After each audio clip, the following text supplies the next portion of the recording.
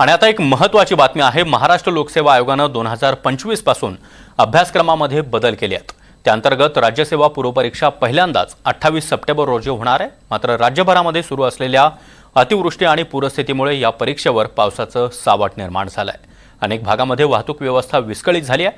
त्यामुळे विद्यार्थ्यांना परीक्षा केंद्रापर्यंत पोहोचणं अवघड ठरत आहे। त्यामुळे परीक्षार्थी आणि पालकांकडून आयोगाने परीक्षा पुढे ढकलावी अशी मागणी जोर धरत होती। स्पर्धा परीक्षेची तयारी करणाऱ्या विद्यार्थ्यांसोबत संवाद साधलाय आमचे प्रतिनिधी सुमित पवार यांनी। येत्या 28 सप्टेंबर रोजी महाराष्ट्र लोकसेवा आयोगाकडून म्हणजे एमपीएससी मार्फत काही परीक्षा घेण्यात येणार आहे आणि त्या परीक्षा पुढे ढकलावी अशी काही विद्यार्थ्यांकडून मागणी करण्यात येत आहे। आपल्यासोबत काही विद्यार्थी आपण त्याच्याकडून जाणून घेऊयात की नेमकी मागणी ते कशासाठी करत आहेत।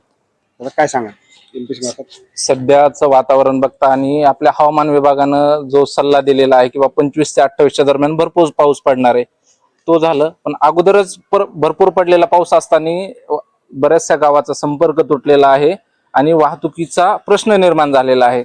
आम्हीच नेहमी परीक्षा वेळेवर घेण्यासाठी आग्रही असायचो, आम्हीच आंदोलन करायचो, पण यावेळी परिस्थिती पाहता बिकट परिस्थिती पाहता तर आमच्या सर्व विद्यार्थ्यांची मागणी एकच आहे की परीक्षा पुढे जायला हवी। आता सध्याची परिस्थिती वाहतुकीसाठी व्यवस्थित नाही म्हणून। पण आयोग ठाम आहे की परीक्षा वेळेवरच होईल अशी? नाही, आयोगाला सरकारच्या वतीने विनंती करण्यात यावी की नैसर्गिक न्याय तत्वाचा विद्यार्थ्यांचा भंग जाईल की आता आपण मुळातच स्पर्धा परीक्षा देतोय आणि स्पर्धा परीक्षेमध्ये जर काही विद्यार्थी अब्सेंट राहणार असतील, त्या असल्या वातावरणाचा परिणाम विद्यार्थ्यावर किंवा त्यांच्या वाहतुकीवर होणार असेल तर कुठल्या तोंडाने समजा स्पर्धा परीक्षा म्हणून म्हणता येईल तुम्हाला की काहीच विद्यार्थी परीक्षेला जर डावलले जात असतील तर अशा प्रकारे विद्यार्थ्यांच्या प्रतिक्रिया उमटत आहेत। दादा काय सांगा, महाराष्ट्रात सर्वीकडे पावसाची जोरदार हजेरी आहे आणि जी एमपीएससी परीक्षा 28 तारखेला आहे ती पुढे ढकलण्याची तुमची मागणी आहे?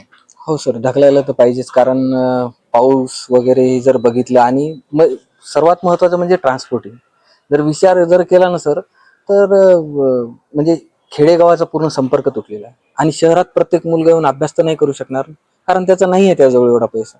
कोणी शेतमजुराचा मुलगा आहे, कोणी 2 एकर 1 एकराचा असा असलेला शेतकऱ्याचा मुलगा आहे, त्याच्याकडे पहिलेच खाण्यासाठी पैसा नाही, इकडून तिकडून जाण्यासाठी पैसा नाही। एवढा तरी शेतकऱ्याचा थोडाफार तरी विचार करून जर सरकारने निर्णय जर बदलला तर माझं म्हणणं मुलासाठी शेतकऱ्याच्या, बाकी तर कोणी अभ्यास नाही करत, पण शेतकऱ्याच्या मुलासाठी तेवढं संवेदनशील व्हावं अशी एक इच्छा आहे आमची।